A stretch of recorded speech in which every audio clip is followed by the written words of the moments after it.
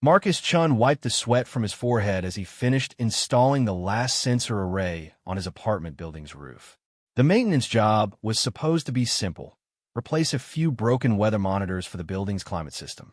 But like most things in New Geneva Colony, nothing stayed simple for long. The colony sat on Kepler 442b, a planet that looked like Earth's prettier sister from orbit. Green forests, blue oceans, white clouds, everything humans needed to feel at home. What the initial surveys hadn't mentioned was that this world already had residents. Very intelligent, very territorial, and very unhappy about new neighbors moving in without permission. The Draknari had revealed themselves 3 years ago, after human colonists had already built 17 cities across the planet's main continent. The first contact hadn't gone well.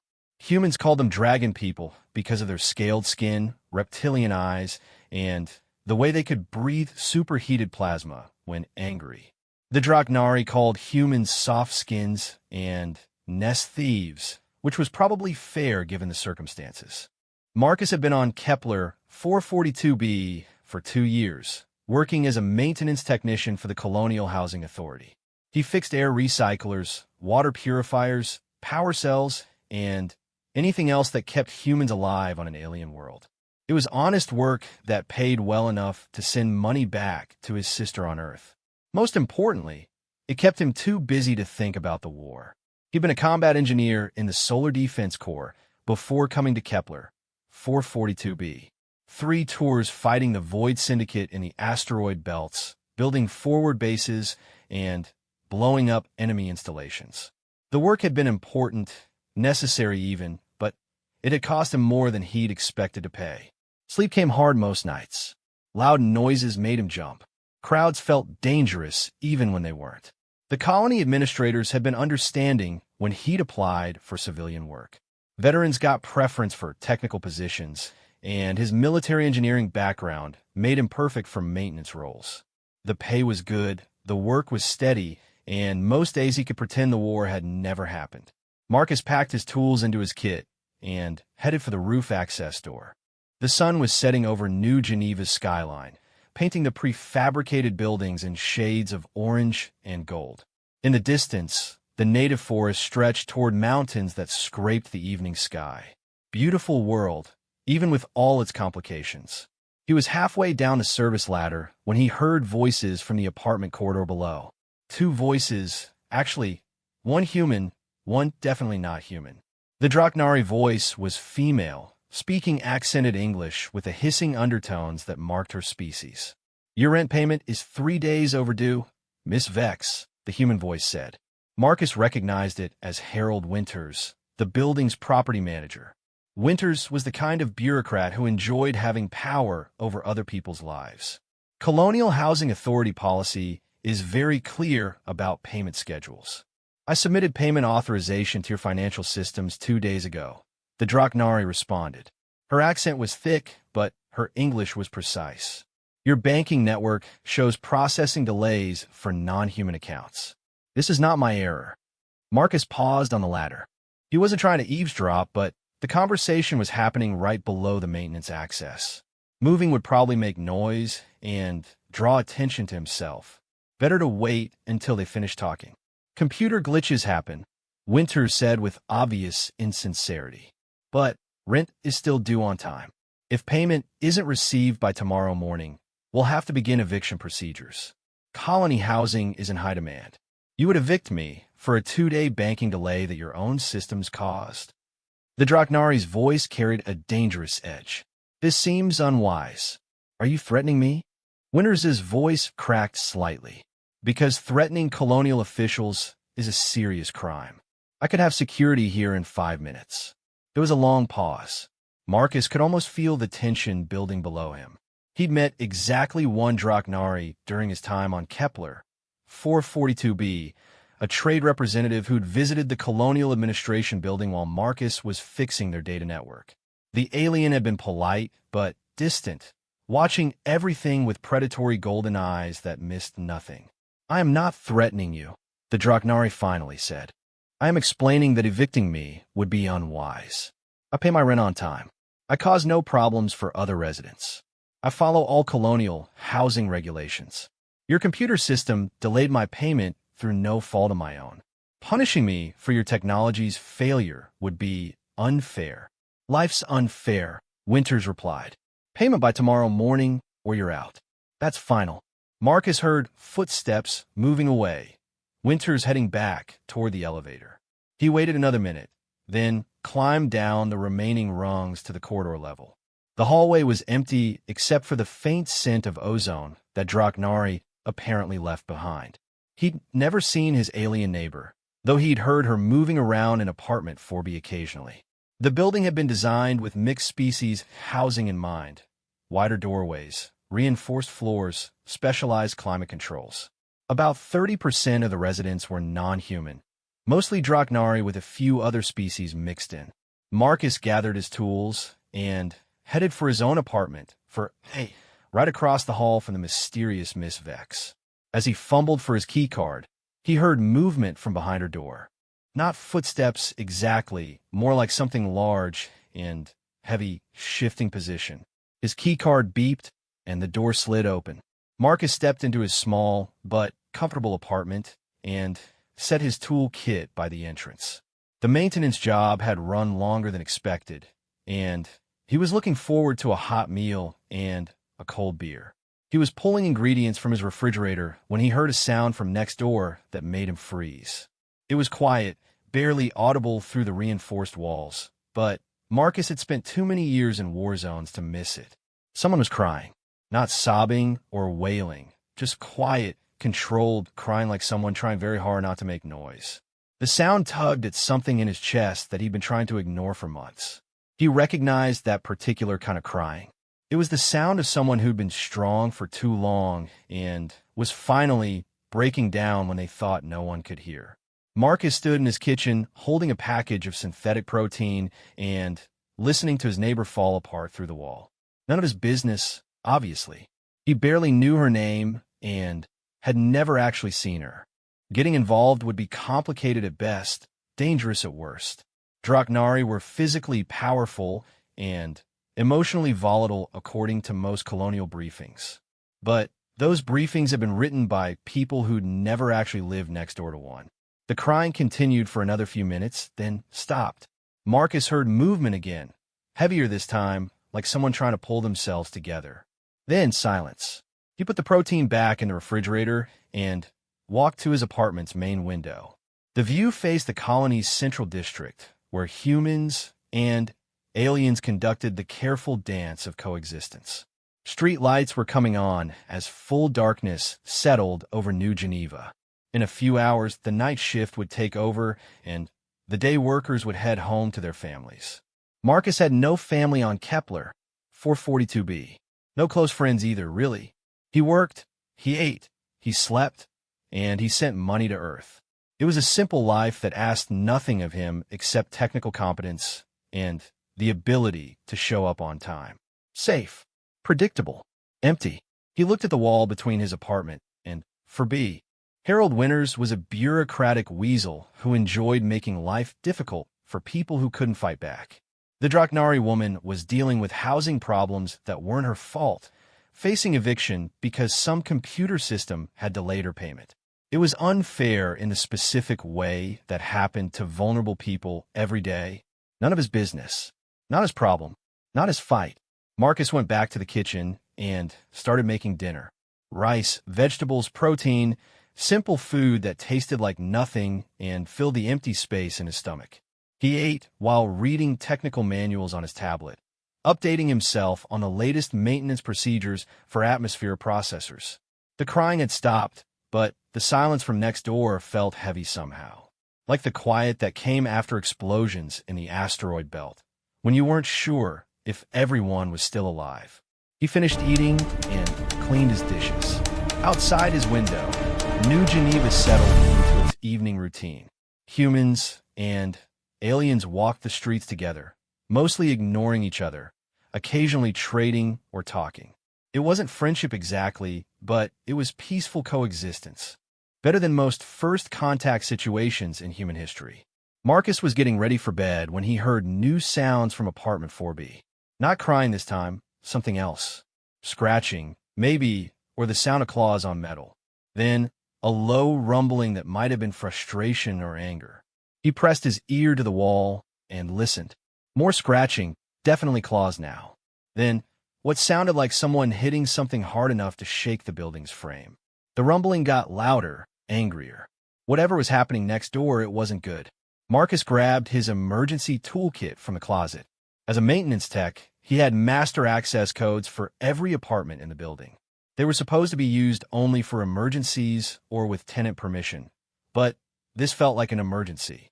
He stood outside apartment 4B and listened. The sounds had changed again. Now it was definitely someone trying to force something open. Metal groaning under pressure. The rumbling had become a low growl that made the hair on his arms stand up.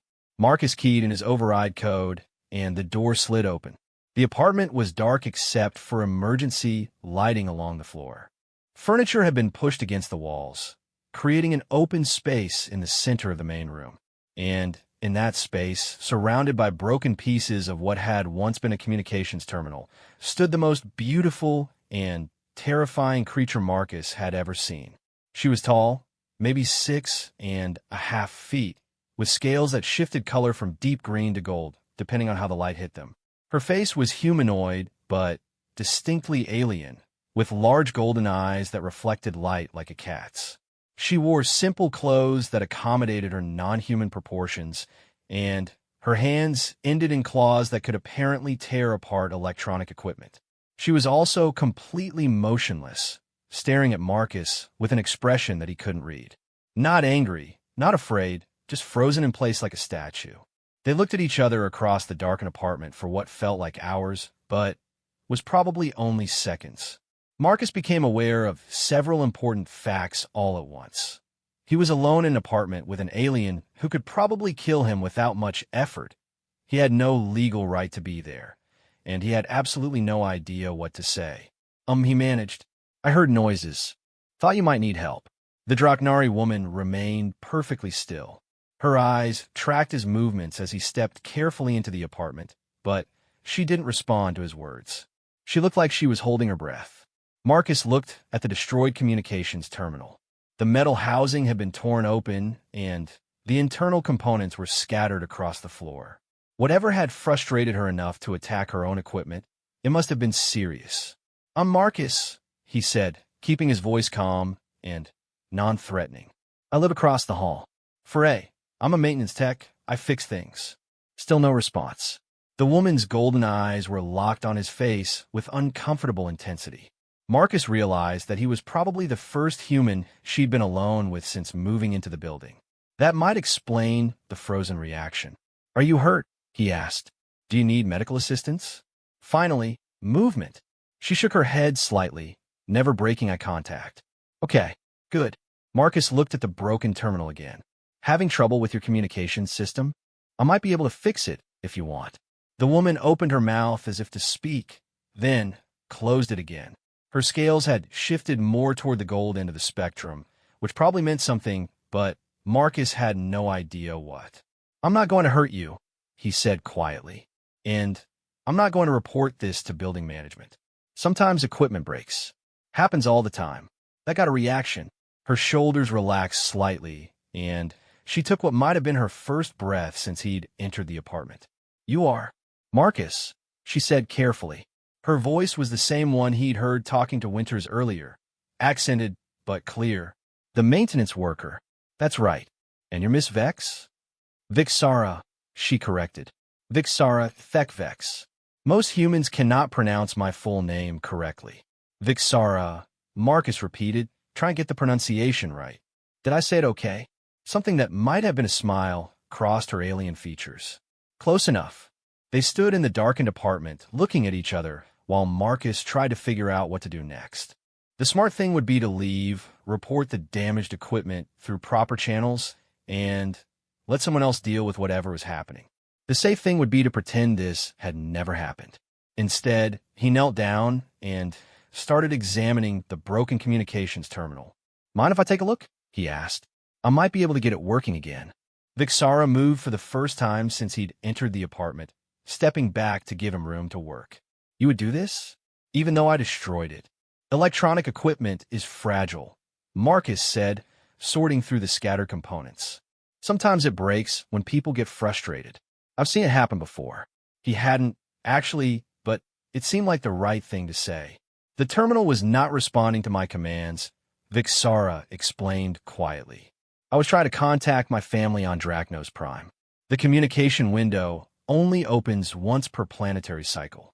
If I missed it, she didn't finish the sentence, but Marcus could fill in the blanks. Lightspeed communications between star systems was complicated and expensive. Most colonies only had brief communication windows with their home worlds when orbital mechanics lined up correctly. When's the next window? He asked, examining the terminal's main processor. For months, 17 days. Marcus looked up at her. That's a long time to go without talking to family. Yes, Vixara said simply. The main processor was intact, which was good news. Most of the damage was to the housing and display components, expensive to replace, but not technically complex. Marcus pulled a portable diagnostic scanner from his toolkit and connected it to the terminal's core systems.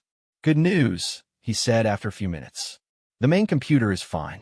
I can rebuild the interface components with parts from the maintenance shop. Have it working again by tomorrow afternoon. Vixara stared at him for a long moment. You would do this for me? We have never spoken before today. Marcus shrugged. It's what I do. Fix things that are broken. But I am Draknari. Your people and mine are not friendly. You seem friendly enough to me, Marcus said. Besides, I heard what happened with Winters earlier. Banking delays aren't your fault. Vixara's scales shifted color again, more toward the green end of the spectrum. You were listening to our conversation? Not on purpose. I was finishing a maintenance job on the roof when you two were talking in the hallway. Couldn't help overhearing. She considered this for a moment. What did you think of Mr. Winters' position? Marcus gathered up the broken terminal components and stood up. I think Harold Winters is a bureaucratic bully who enjoys pushing around people who can't push back. I think threatening to evict you for a banking delay that his own system caused is unfair and probably illegal.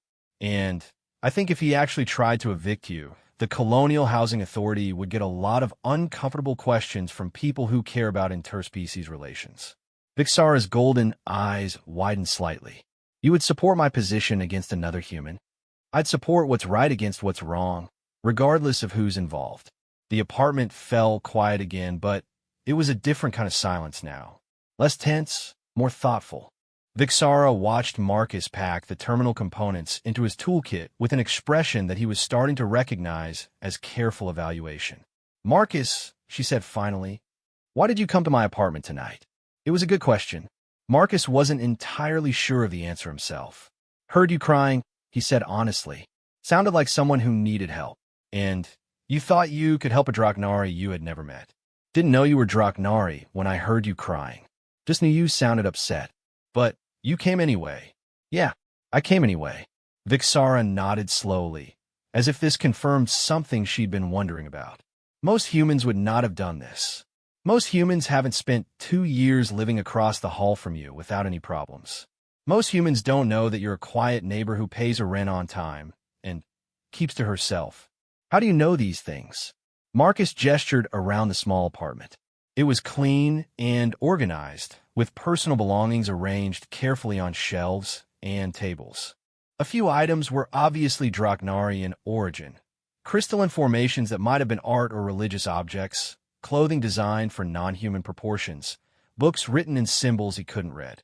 Your apartment is neat and organized. You don't throw loud parties or play music at all hours. I've never seen security called to this floor. And you were upset about a rent payment delay, which means you actually care about meeting your obligations. You learned all of this by living across the hall from me? It's amazing what you can learn about someone just by paying attention. Vixara was quiet for a long moment, studying his face with those intense golden eyes. Marcus got the feeling that he was being evaluated according to criteria he didn't understand. I froze when you entered my apartment, she said finally. I noticed. Do you know why? Marcus shook his head. You were surprised to see me? No. Vixara's scales shifted color again, settling into a pattern that mixed green and gold in complex swirls. I froze because you're the first human to enter my personal space without anger or fear. The first to speak to me as if I were simply a person. That hit Marcus harder than he'd expected. How long have you been on Kepler? 442b. 8 months. And in 8 months, no human has treated you like a person? They treat me like a Draknari, she said quietly, which is not the same thing. Marcus looked around the small apartment again, seeing it with new eyes. This wasn't just housing for an alien immigrant. It was a refuge for someone trying to build a life on a world where she wasn't entirely welcome. Well, he said, hefting his toolkit, I'll get started on this terminal first thing tomorrow morning. Should have it working again by afternoon. Marcus! Vixara's voice stopped him at the door. Thank you. It's just equipment repair. No, she said. It is not. Marcus nodded and stepped into the hallway. Vixara's door slid shut behind him, leaving him alone with his thoughts and a toolkit full of broken communications equipment. He stood there for a moment, thinking about golden eyes and the sound of someone crying when they thought no one could hear. Thinking about bureaucratic bullies and banking delays and the complicated business of being alone on an alien world. Tomorrow he would fix Vixara's communications terminal. Tonight, he would try to figure out why helping a Draknari neighbor felt like the most important thing he'd done in months. Across the hall, apartment 4B was quiet. But it was a better kind of quiet now, not empty, just peaceful. Marcus went to bed and slept better than he had in weeks. Marcus woke before his alarm, which never happened anymore. For 2 years, he needed electronic assistance to drag himself out of bed each morning. Today he was awake at sunrise, thinking about communications terminals and golden eyes.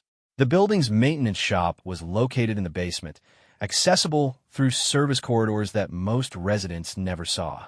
Marcus had been given his own workspace when he'd started the job, a cluttered room filled with spare parts, diagnostic equipment, and the electronic guts of every system that kept humans alive on Kepler 442b.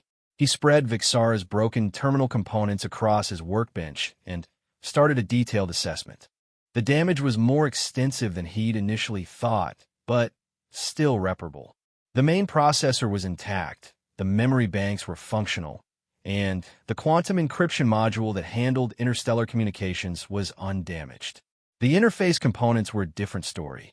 The display matrix had been shattered, the input sensors were crushed, and the audio processors looked like they'd been hit with a hammer. Or claws. Very strong claws. Marcus pulled up the terminal specifications on his computer and started ordering replacement parts. Standard components were available from the colony's electronics warehouse, but some of the more specialized pieces would need to be fabricated from raw materials. Working early today, Marcus looked up to see Elena Rodriguez, one of the other maintenance techs, carrying a cup of coffee and a curious expression. Elena was good at her job and minded her own business, which made her easy to work with. Equipment failure in 4B, Marcus said, holding up the shattered display matrix. Tenant needs it fixed today. Elena examined the damage. What happened to it? Looks like someone took an axe to this thing. Electronic equipment can be fragile. Sometimes it breaks when people get frustrated. People, or aliens? Elena asked quietly. I heard we've got some Draknari residents on the 4th floor. Marcus kept his expression neutral. Does it matter? Tenant called for repairs. I'm making repairs. Just asking. Some of the other techs have been wondering what it's like having them in the building. Whether there have been any problems. No problems, Marcus said firmly. Rent gets paid on time. No noise complaints. No damage to common areas. Model residents. Elena looked like she wanted to ask more questions, but Marcus turned back to his workbench and started disassembling the damaged components. After a moment, she shrugged and headed to her own workspace. The conversation bothered Marcus more than it should have. Elena wasn't racist or hostile, just curious about the alien residents. But her questions reminded him that Vixara was living under constant scrutiny from people who saw her as a problem waiting to happen. He worked steadily through the morning, rebuilding the terminal's interface systems piece by piece. The fabrication printer hummed quietly as it created replacement parts from raw polymers and metals. By lunchtime, he had a functional display matrix and most of the input sensors ready for installation. His comm unit buzzed with an incoming message from Harold Winters. Chun, need to talk to you about the 4B maintenance request. My office, 1,400 hours. Marcus stared at the message for a long moment, then deleted it. Whatever Winters wanted to discuss could wait until the terminal was finished. The afternoon work went faster. Marcus had always been good with electronics, but military engineering had taught him to work quickly under pressure. By 3 o'clock, he had a fully assembled communications terminal that tested perfectly on his diagnostic equipment. He packed the rebuilt terminal into a transport case and headed for the 4th floor. The hallway was empty when he reached apartment 4B. Marcus pressed the door chime and waited. Who is it? Vixara's voice came through the intercom. Marcus, from maintenance. I have you terminal. The door slid open immediately. Vixara stood in the entrance, looking anxious. She'd changed clothes since last night, now wearing what looked like formal Dragnari attire. The fabric was dark blue with intricate patterns that seemed to shift and flow when she moved. You finished the repairs? She asked. Good as new. Maybe better. Marcus lifted the transport case. Where would you like me to set it up? Vixara stepped aside to let him enter. The apartment looked different in daylight, larger somehow, and more obviously adapted for non-human occupancy. The furniture was built to accommodate her height and proportions, and the walls displayed art that was definitely alien in origin. The communications alcove is here, she said, leading him to a corner of the main room where the old terminal had been mounted. Marcus set down the transport case and started unpacking the rebuilt terminal. Vixara watched every move with intense attention, as if memorizing his repair procedures. The communication window opens in 3 hours, she said quietly. I was beginning to think I would miss it. You won't miss it, Marcus assured her, connecting the terminal to the apartment's power and data systems. Let me run a final diagnostic to make sure everything's working correctly. The terminal came online smoothly, running through its initialization sequence without errors. Marcus pulled up the Interstellar Communications menu and confirmed that the quantum encryption module was properly synced with the colony's communication array. Perfect, he said, stepping back. You're all set for long-range communications. Vixara approached the terminal cautiously, as if expecting it to break again. She touched the display screen with one clawed finger, navigating through the menu system. The interface responds correctly, she said with obvious relief. I'll handle the paperwork. I cannot accept such generosity without payment. It's not generosity. It's my job. Vixara's scales shifted color slightly. Your job is to repair equipment for building residents. My communications terminal is personal property, not building equipment. She was right, of course. Personal electronics weren't covered under the building's maintenance contract. Marcus would have to find a creative way to classify the repair work or pay for the parts himself. I'll figure something out, he said. No. Vixara's voice carried a tone of absolute certainty. I will not accept charity, even from someone who has been kind to me. What will be fair payment for your work? Marcus looked at her determined expression and realized that pushing the issue would probably offend her.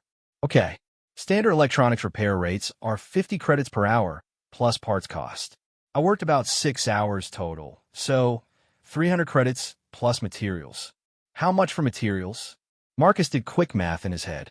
If he classified the parts correctly and claimed bulk purchasing discounts, he might be able to keep the cost reasonable.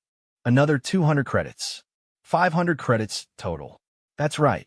Vixara nodded once. I will transfer payment to your personal account immediately. Vixara, you don't have to, I do have to. She moved to her rebuilt terminal and started entering commands. My people have a saying, debts unpaid become chains that bind.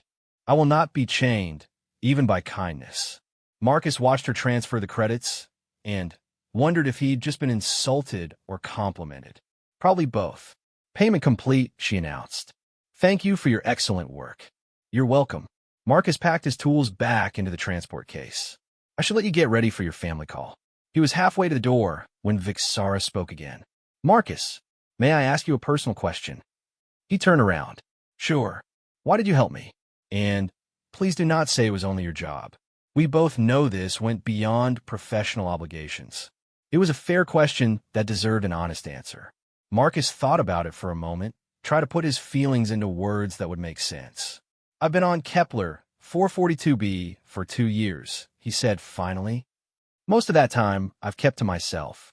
Worked, ate, slept, sent money to my sister on Earth. Safe routine that didn't require me to care about anything or anyone. And now I've met a neighbor who was crying because she couldn't talk to her family. Someone who was being pushed around by a bureaucrat for something that wasn't her fault. Someone who needed help and didn't have anywhere else to turn. Vixara listened intently. You helped me because I needed help. I helped you because helping felt right. First time in a long while that anything has felt right. I see. Vixara's scales shifted to a golden color that Marcus was beginning to associate with thoughtfulness. Are you a veteran, Marcus? The question surprised him. What makes you ask that? The way you move. The way you assess rooms when you enter them. The way you react to unexpected sounds. My people have warriors too. I recognize the signs. Marcus nodded slowly. Solar Defense Corps. Combat Engine. 3 tours in the asteroid belts. The war with the Void Syndicate. That's the one. A difficult war, Vixara said quietly. We follow the news reports on Drachnos Prime. Many casualties on both sides. Too many, Marcus agreed.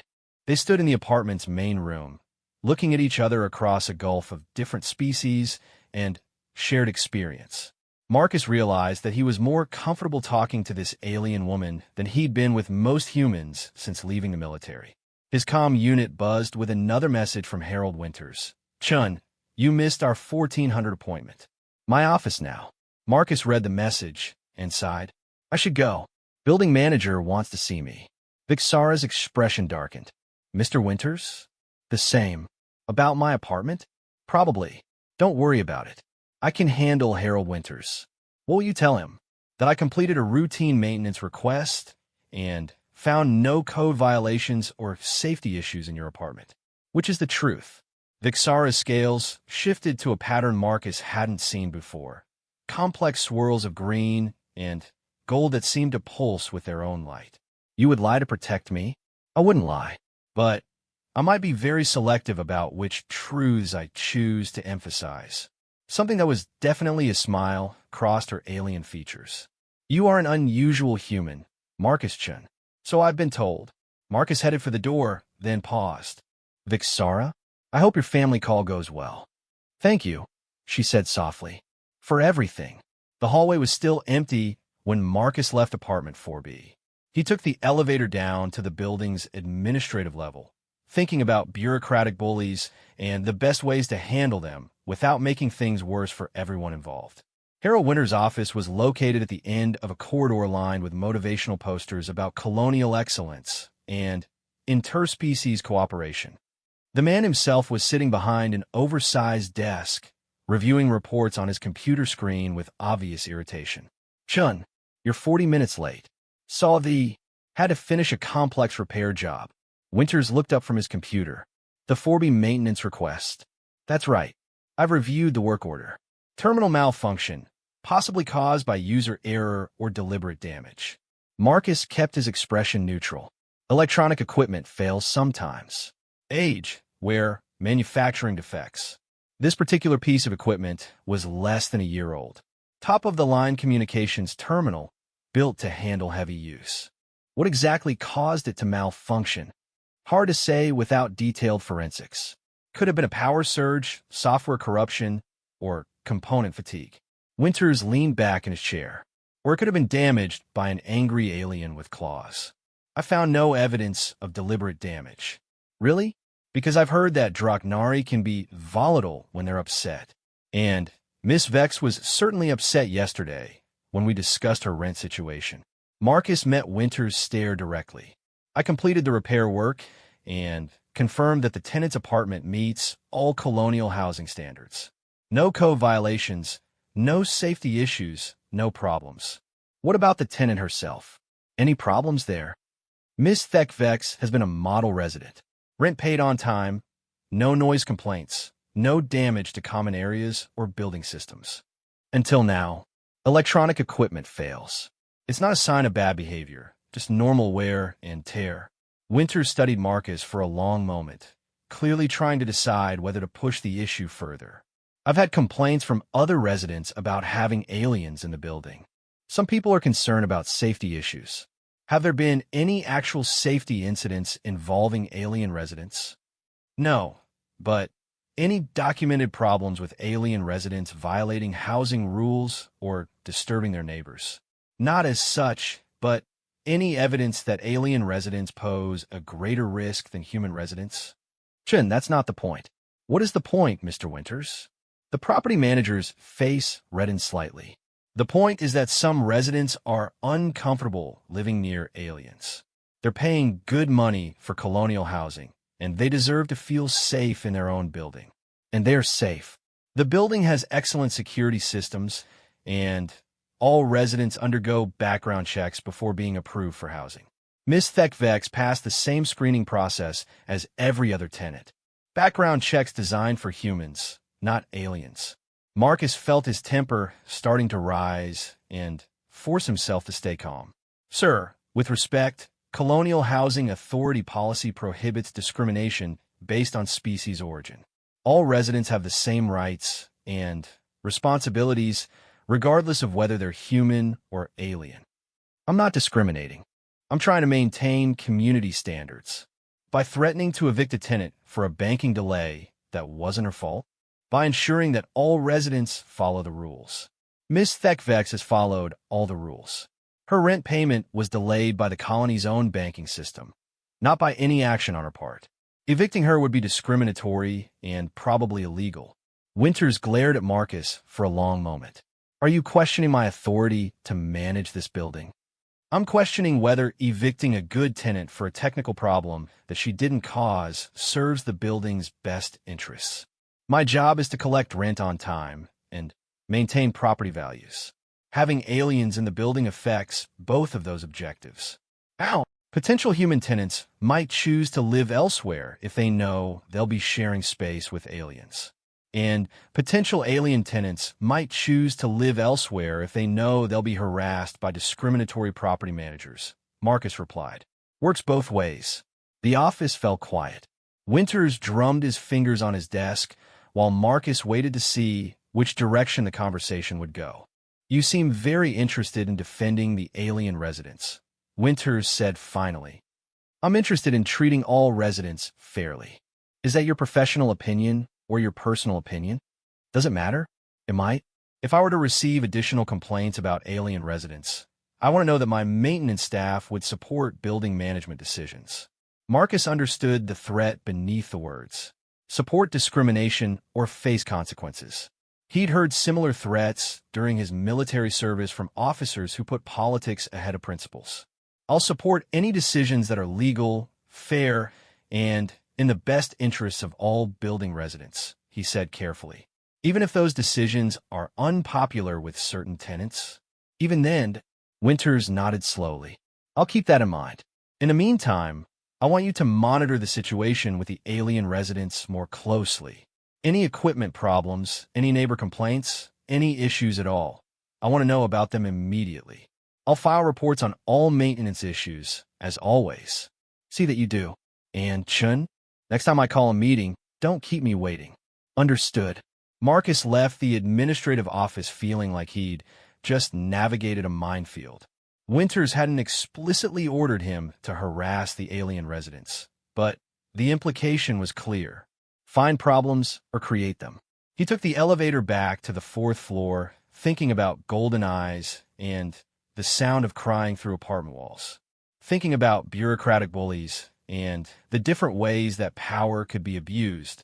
As he walked past apartment 4B, Marcus could hear Vixara's voice through the door. She was speaking rapidly in what must have been her native language, the words flowing like music punctuated by occasional laughter. Tomorrow he would fix air recyclers and water purifiers and try to stay out of Harold Winters' way. But for the first time in months, Marcus was looking forward to tomorrow. looking forward to the possibility that his alien neighbor might need something else fixed, or just might want to talk to the human who lived across the hall. From apartment 4B came the sound of laughter and conversation in an alien language. From apartment 4A came the quiet satisfaction of a good day's work and the hope that tomorrow might bring more opportunities to do the right thing. On Kepler 442b, under an alien sky, a human veteran and a Draknari exile were slowly learning that sometimes the most important repairs were the ones you made to broken trust between strangers. 3 weeks passed without incident. Marcus fell into a comfortable routine of morning maintenance calls, afternoon repair work, and evening solitude. He'd exchanged polite greetings with Vixara a few times in the hallway, but they hadn't had another extended conversation since the terminal repair. The building's alien residents had settled into the background of daily life.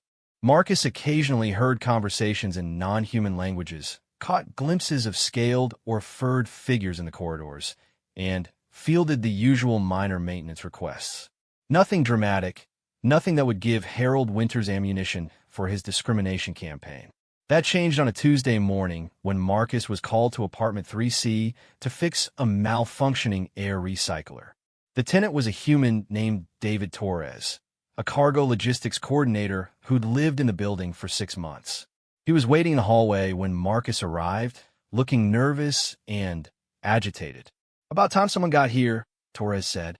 "That thing's been making weird noises all night, keeping my family awake." Marcus pulled up the work order on his tablet.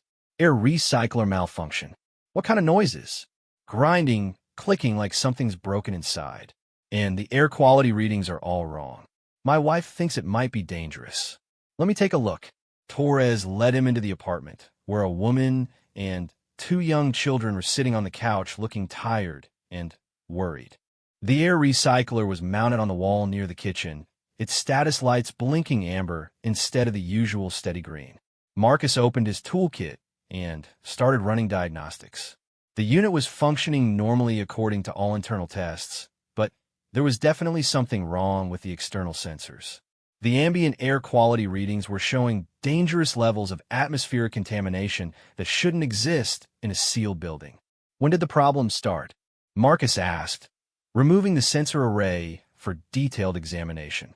2 nights ago, Torres replied. Everything was fine when we went to bed, but around midnight the alarms started going off. Been getting worse since then. Marcus examined the sensors under magnification and found the problem immediately. The detection elements had been corroded by some kind of chemical exposure, not enough to damage the equipment, but enough to throw off the readings completely. Your sensors have been contaminated by atmospheric pollutants, he explained. I'll need to replace the whole detection array. Contaminated by what? Torres' wife asked anxiously. Hard to say without analysis. Could be industrial chemicals, exotic atmospheric compounds, or biological emissions. Biological emissions? Torres stepped closer. You mean like alien breath? Marcus looked up from his diagnostic equipment. I mean like any organic compound that doesn't belong in a standard human atmosphere. Could come from plants, animals, microorganisms, or yes, non-human residents. There's a Draknari living right upstairs, Torres said. Apartment 4B. Everyone knows they breathe some kind of toxic gas when they get angry. Actually, Draknari breathe heated plasma when threatened, not toxic gas. And it's a defensive mechanism, not a normal respiratory function. How do you know so much about them? Marcus kept his expression neutral while he worked. I read the colonial xenobiology briefings. Part of staying current with building safety protocols. Well, whatever they breathe, it's contaminating our air and making my kids sick. Your kids aren't sick, Mr. Torres. They're tired because the air recycler's alarms kept them awake. Once I replace these sensors, everything will go back to normal. But what if it happens again? What if that thing upstairs decides to poison the whole building? Marcus set down his tools and faced Torres directly. Sir, Miss Thekvex has been living in this building for 9 months without a single incident. Her apartment is equipped with the same atmospheric containment systems as every other unit. There's no way her normal respiratory functions could contaminate other apartments. Then what caused this? Torres gestured at the corroded sensors. I don't know yet, but I'll find out. Marcus finished installing replacement sensors and ran a full system check. The air recycler came back online with normal readings, its status lights returning to steady green. All fixed, he announced. Monitor the air quality readings over the next few days and call maintenance if you see any anomalies. And if it happens again, I'll investigate further and determine the source of contamination. Torres didn't look satisfied with that answer, but Marcus packed up his tools and left before the conversation could go in a more unpleasant direction. In the hallway, he stopped to think about corroded sensors and xenophobic neighbors. The damage pattern on the detection elements was unusual, more like deliberate chemical treatment than accidental exposure. But Torres seemed genuinely worried about his family's safety, not like someone trying to frame an innocent neighbor. Marcus took the elevator to the 4th floor and knocked on apartment 4B's door. Who is it? Vixara's voice came through the intercom.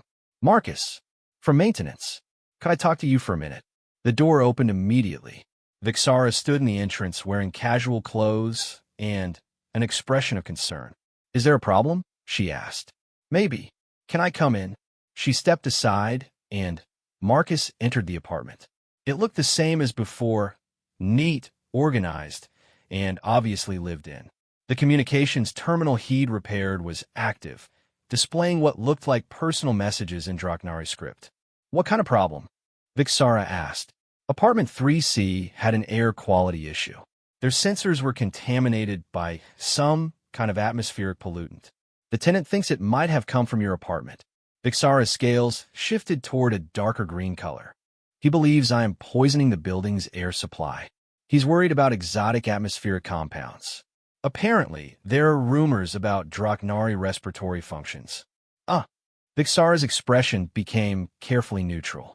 What did you tell him? That you've been a model resident for 9 months with no incidents. That your apartment has proper atmospheric containment. And that Draknari don't breathe toxic gas under normal circumstances. Thank you for the accurate information. She paused. Do you believe his sensors were contaminated by emissions from my apartment? I don't know. The damage pattern was unusual. Could have been accidental exposure or deliberate sabotage. Sabotage. Someone wanting to create problems for alien residents might have treated those sensors with corrosive chemicals. Make it look like atmospheric contamination. Vixara considered this possibility. You think Mr. Torres is lying about the contamination? I think Torres is genuinely worried about his family. But that doesn't mean someone else didn't create the problem he's reacting to. Someone like Mr. Winters? Marcus shrugged. I'm a maintenance tech, not a detective. I fix broken equipment and try not to make assumptions about who breaks it. Vixara studied his face for a long moment. But you came here to warn me about possible accusations. I came here to gather information. If there really is atmospheric contamination affecting other apartments, I need to know about it so I can fix the problem. And if there is no contamination, if someone is creating false evidence to justify complaints against alien residents, then I need to know about that too. Vixara nodded slowly. What kind of information would be helpful? Have you experienced any unusual respiratory symptoms recently? Burning sensations, difficulty breathing, anything that might indicate exposure to environmental toxins? No. My apartment's atmospheric controls maintain proper Draknari environmental standards without any problems. What about defensive responses? Have you felt threatened or angry recently? Enough to trigger plasma breathing. Not since I moved to this building. Okay, what about visitors? Anyone else who might have introduced atmospheric contaminants? I have had no visitors to my apartment since you repaired my terminal 3 weeks ago. Marcus looked around the small apartment again, noting the excellent condition of all visible equipment. Your air handling system is working normally? No unusual sounds, odors, or performance issues. Everything functions perfectly. Mind if I run a quick diagnostic on your atmospheric controls? Just to rule out equipment malfunction as a source of contamination. Of course. Marcus spent the next 20 minutes checking Vixara's environmental systems. The atmospheric processors were functioning flawlessly, maintaining perfect temperature, humidity, and gas mixture ratios for Draknari physiology. No leaks, no cross-contamination, no sign of any problems that could affect neighboring apartments. Everything looks perfect, he concluded. Whatever contaminated those sensors in 3C, it didn't come from your apartment. Will you tell Mr. Torres this? I'll file a maintenance report stating that I found no evidence of atmospheric contamination from apartment 4B. Whether Torres believes it or not is up to him. Vixara's scales shifted to a pattern that mixed gold and green in complex swirls. Marcus, may I ask you another personal question? Sure. Why do you continue to help me? Most humans would avoid involvement in potential conflicts between species. It was a good question that Marcus had been asking himself for weeks. Maybe because avoiding conflicts doesn't make them go away. Maybe because some things are more important than being safe. Such as doing what's right, standing up for people who can't stand up for themselves, not letting bullies win just because fighting back is inconvenient. Vixara listened intently. You see me as someone who cannot stand up for herself. I see you as someone in a difficult position. You're outnumbered, living under constant scrutiny, dealing with people who see you as a problem instead of a person. Fighting back would probably make things worse for you, regardless of whether you're right or wrong. And you believe this is unfair. I believe this is exactly the kind of situation where decent people should speak up, even if speaking up puts you at risk. Marcus thought about Harold Winters and threatened employment consequences, about xenophobic neighbors and false accusations, about the safe, simple life he'd been trying to build on Kepler 442b. Yeah, he said. Even then, Vixara was quiet for a long moment, studying his face with those intense golden eyes. When she spoke again, her voice carried an emotion that Marcus couldn't identify. My people have another saying. Warriors are not defined by their weapons, but by what they choose to defend. Sounds like wisdom. It is. And you, Marcus Chun, are a warrior. Before Marcus could respond, his comm unit buzzed with an emergency alert. Building-wide atmospheric contamination detected. All residents report to lobby for safety briefing. Marcus and Vixara looked at each other as similar alerts echoed through the building's public address system. That's not good, Marcus said, checking his diagnostic equipment. I need to get to the building's environmental control center. I should report to the lobby with the other residents. Vixara. Marcus paused at the door. Be careful. If someone is manufacturing evidence against alien residents, this might be part of a bigger plan. What should I do? Stay calm. Answer questions honestly. And don't let anyone bait you into angry responses. And if things get bad, call building security and request legal representation. Legal representation? If they're going to accuse you of poisoning the building, you'll need a lawyer. Marcus left apartment 4B and headed for the service elevators. The building's environmental control center was located in the basement, next to the main atmosphere processors that kept 800 residents breathing clean air. The control room was chaos when he arrived. Warning lights flashed on every control panel. Automated systems cycled between alert states, and the air quality monitoring displays showed dangerous contamination readings throughout the entire building. Elena Rodriguez was already there, working frantically at the main diagnostic console. Marcus, thank God. I can't figure out what's happening. The whole building is showing atmospheric contamination, but I can't find any source. Marcus plugged his portable diagnostic unit into the main system and started analyzing the data streams. The contamination readings were coming from sensors throughout the building, not just apartment 3C, but dozens of different locations on every floor. This doesn't make sense, he muttered, scrolling through sensor logs. These readings suggest massive atmospheric contamination, but the main processors show normal operation. That's what I thought. Either we have a system-wide sensor malfunction, or someone is releasing massive amounts of exotic chemicals into the building's air supply. Marcus compared the contamination readings with the sensor damage he'd seen in Torres' apartment. The signature was identical, the same corrosive pattern, the same false positive indicators. Elena, look at this. He displayed the comparison data on the main screen. Every contamination reading in the building matches the sensor damage from 3C. You think someone sabotaged the entire sensor network?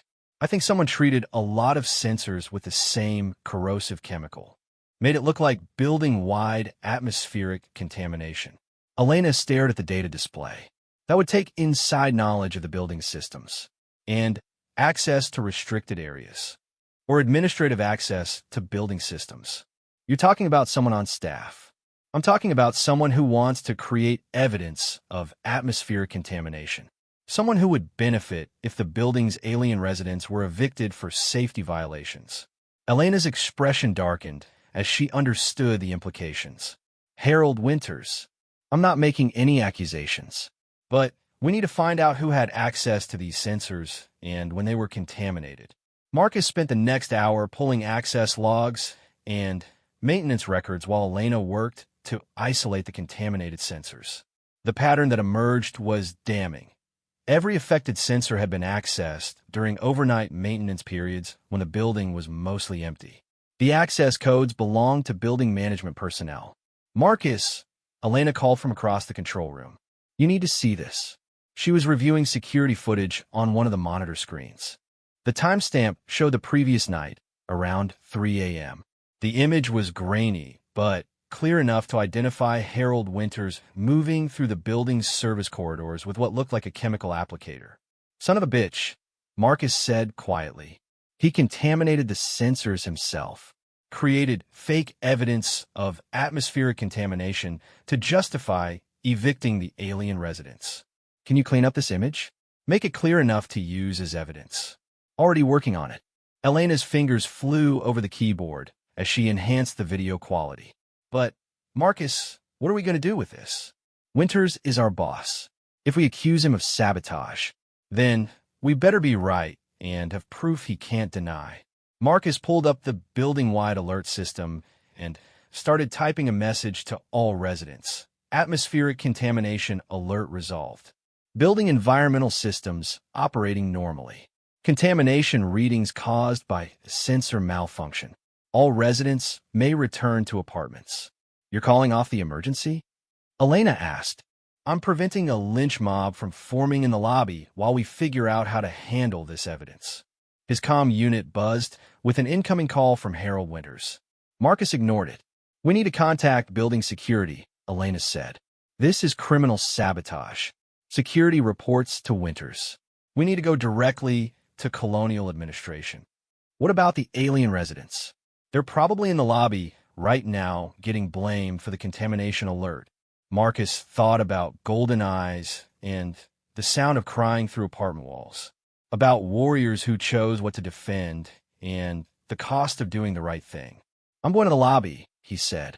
Can you package this evidence and send it directly to Colonial Housing Authority? What are you going to do in the lobby? Make sure nobody gets hurt while we're building a case against Winters.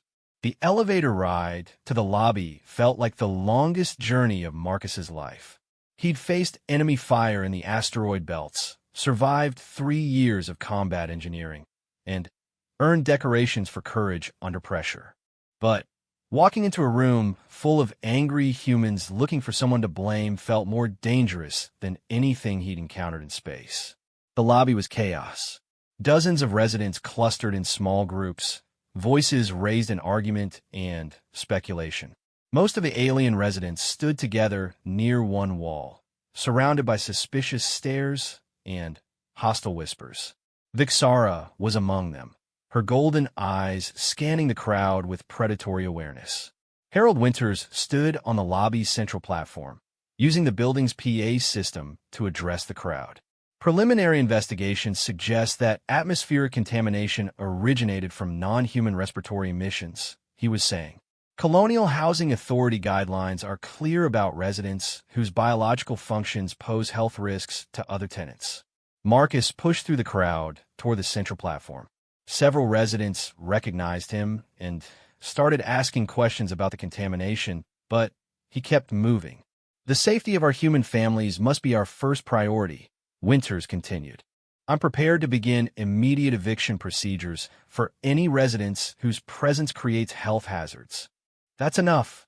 Marcus said loudly, stepping onto the platform. Winters turned around, his face flushing red when he saw Marcus. Chen, what are you doing here? You should be in the Environmental Control Center. I was. That's why I know you're lying to these people. The lobby fell silent. Every eye in the room focused on Marcus as he faced Winters across the small platform. The atmospheric contamination alert was caused by sensor malfunction, not biological emissions from alien residents, Marcus announced to the crowd. All building environmental systems are operating normally. There is no health risk to any tenant. That's not what my preliminary data shows, Winters replied. Your preliminary data is fabricated. Marcus pulled out his tablet and displayed the sensor analysis for everyone to see. Every contamination reading in this building was caused by deliberate chemical treatment of environmental sensors. Someone sabotaged our safety systems to create false evidence against alien residents. Murmurs rippled through the crowd. Winters looked like he'd been punched in the stomach. That's a very serious accusation, Chun. Do you have proof of this sabotage? I have access logs showing when the sensors were contaminated. I have security footage showing who contaminated them. And I have a complete analysis proving that the contamination readings are false. Marcus looked out at the crowd of residents, humans and aliens watching each other with suspicion and fear. People who just wanted to live their lives in peace, caught up in someone else's hatred and ambition. The truth is simple, he said. There was no atmospheric contamination. There was no health risk. There was only someone trying to use fake evidence to justify discrimination against our alien neighbors. The lobby erupted in angry voices as residents began to understand what had happened. Some demanded to see the evidence. Others called for immediate action against whoever was responsible. The alien residents remained silent, but Marcus could see relief and gratitude in their eyes. Harold Winters stepped closer to Marcus, his voice low and dangerous. You just destroyed your career, Chun. I'll make sure you never work maintenance on any colonial world. Maybe, Marcus replied, but I'll sleep better at night. His comm unit buzzed with a message from Elena. Evidence package sent to Colonial Housing Authority. Security en route to arrest Winters. Marcus smiled and looked out at the crowd of residents who were slowly realizing that their alien neighbors were not the enemy. At Vixara, whose golden eyes were locked on his face with an expression of amazement and something deeper that he couldn't name. On Kepler 442b, under an alien sky, a human veteran had chosen what to defend. And, for the first time in years, Marcus Chun felt like a warrior again. The security team arrived 20 minutes later. They found Harold Winters in his office, frantically deleting files from his computer while building residents gathered in the lobby demanding answers. The evidence Elena had compiled was overwhelming. Access logs, security footage, sensor analysis, and chemical residue that matched the contamination pattern exactly. Marcus watched through the administrative office windows as Winters was led away in restraints. The man who'd spent months terrorizing alien residents was now the one facing criminal charges for endangering building safety and civil rights violations. Hard to believe it's over, Elena said, joining Marcus in the hallway. It's not over. This was just one building, one racist administrator. There are probably dozens of Harold Winters across the colony, looking for ways to make life difficult for alien residents. So what do we do about that? Marcus thought about golden eyes and the sound of crying through apartment walls, about warriors who chose what to defend, and the long fight ahead for real equality between species. We keep doing our jobs. We treat everyone fairly. And we speak up when we see injustice, even when speaking up is dangerous.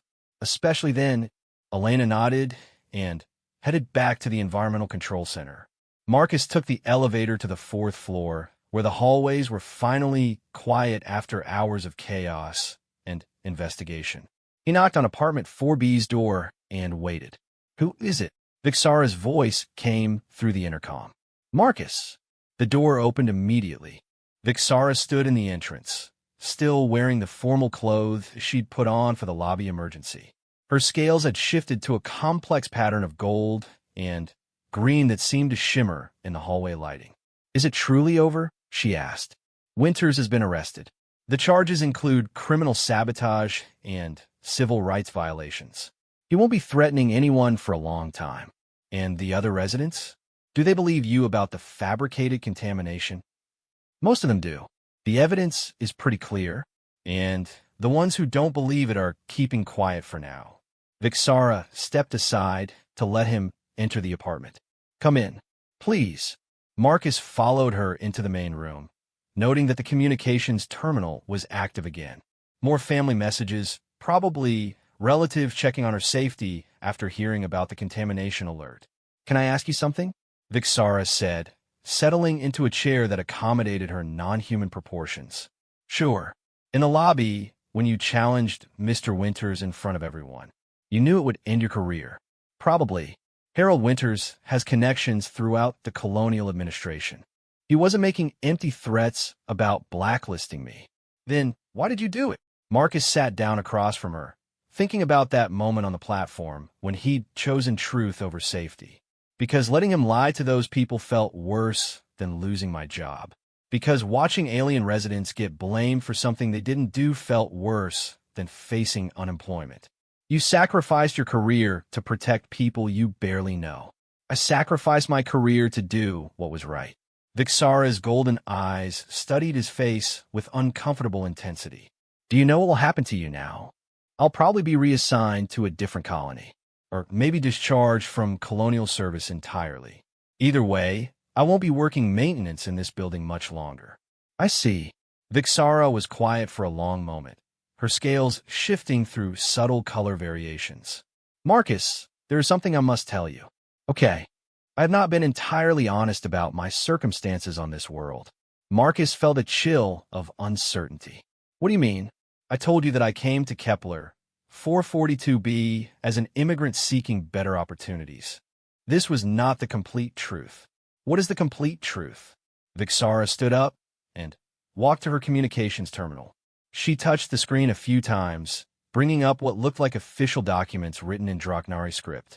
I am Vixara Thekvex, daughter of Kethvex the Iron Scale, primary war leader of the Draknari Defense Fleet. I am not a refugee or immigrant. I am here as an official diplomatic observer, reporting on human Draknari relations in the colonial territories. Marcus stared at her, trying to process this information. You're a diplomat? More specifically, I am an intelligence officer gathering information about human colonial expansion and attitudes toward alien species. My government sent me here to determine whether humans can be trusted as neighbors in this galaxy. And you've been living in this building, watching us for 9 months. Yes. Marcus felt like he'd been punched in the stomach. The lonely alien neighbor who needed help fixing her communications terminal was actually a spy sent to evaluate human trustworthiness.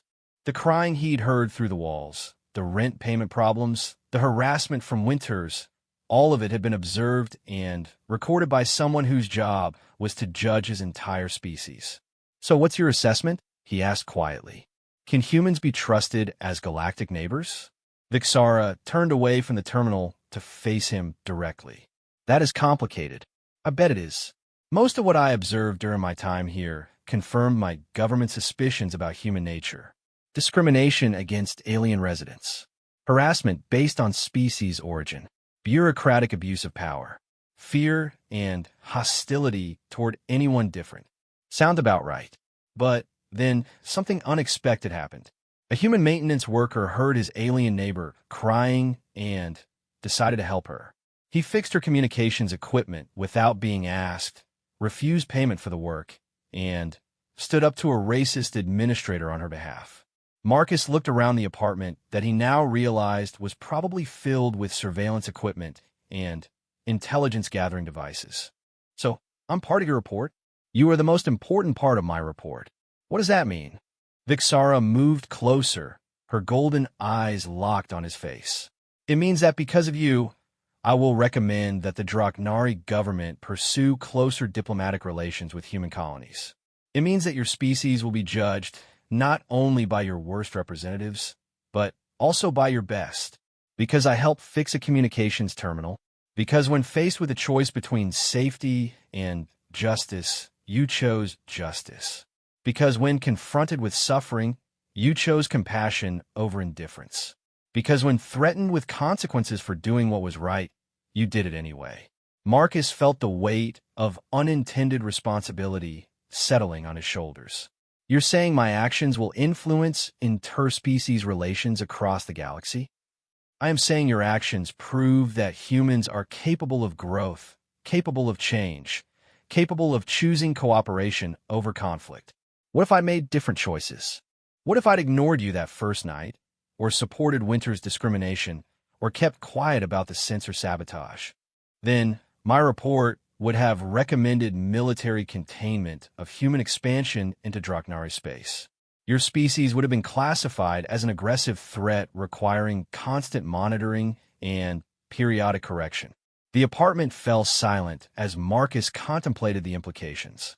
One maintenance worker's decision to help a crying neighbor had potentially changed the trajectory of human-alien relations for generations. That's a lot of pressure to put on one person's choices, he said finally. Every individual choice shapes the larger pattern of civilization, Vixara replied. You chose to see me as a person rather than an alien threat. That choice will echo across star systems and influence policies that affect billions of lives. And if other humans had made the same choices, if Winters hadn't been racist, if the other residents had been more welcoming, if the colonial administration had been more inclusive, then my assessment would have been even more positive.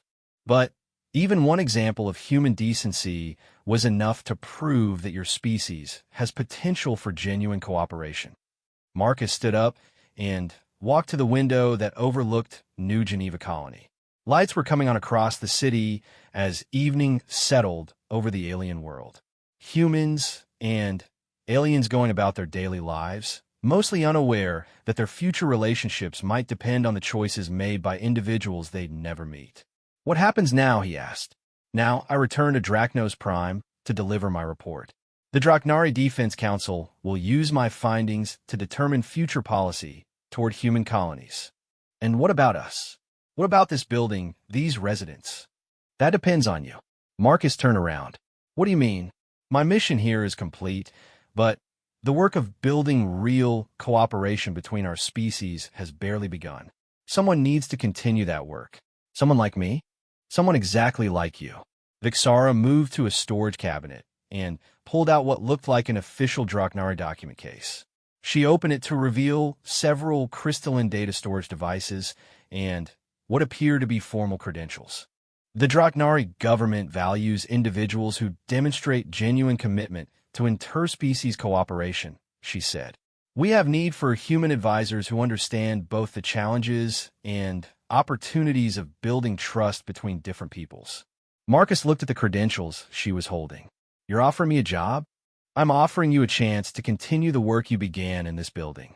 As a cultural liaison between human and Draknari populations, based on Drachnos Prime, with regular travel to human colonies throughout this sector, working for the Draknari government, working for the future of peaceful coexistence between our species.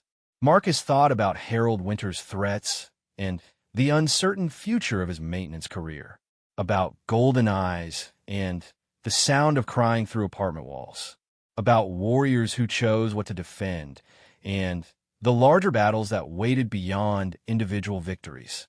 What exactly would this job involve? Training human diplomats in Draknari culture and psychology, advising our government on human political and social structures, investigating reports of discrimination or conflict between species, helping to establish protocols for peaceful coexistence, traveling between worlds, working with aliens, trying to prevent wars before they start. Yes. Dangerous work. Yes. Important work. Yes. Marcus looked out the window again at the lights of New Geneva Colony. In a few hours, the night shift would take over and the day workers would head home to their families. Normal people living normal lives under an alien sky, hoping for peace and prosperity and the chance to build something better. If I said yes, when would this start? My transport to Drachnos Prime departs in 2 days. You would travel with me for initial training and cultural orientation. After that, assignments throughout human and Draknari space as needed. 2 days. 2 days to decide whether to continue the life you have built here, or to begin a new life working for something larger than yourself. Marcus thought about safe routines and empty apartments and the comfortable numbness of avoiding difficult choices. Then he thought about the moment in the lobby when he'd chosen truth over safety and felt like a warrior again. "Can I ask you something?" he said. "Of course. That first night, when I heard you crying through the wall, were you really upset about missing the communication window with your family?" Vixara's scales shifted to a pattern that Marcus had learned to associate with deep emotion. "Yes, I was. The communication delay was real, as was my frustration with the broken terminal. But I was also crying because 9 months of observation had convinced me that humans were incapable of genuine empathy for alien suffering. And then a human stranger risked his career to help someone he barely knew simply because it was the right thing to do." Marcus walked back to where Vixara stood, holding the diplomatic credentials. "What about you? After you deliver your report, do you stay on Drachnos Prime?"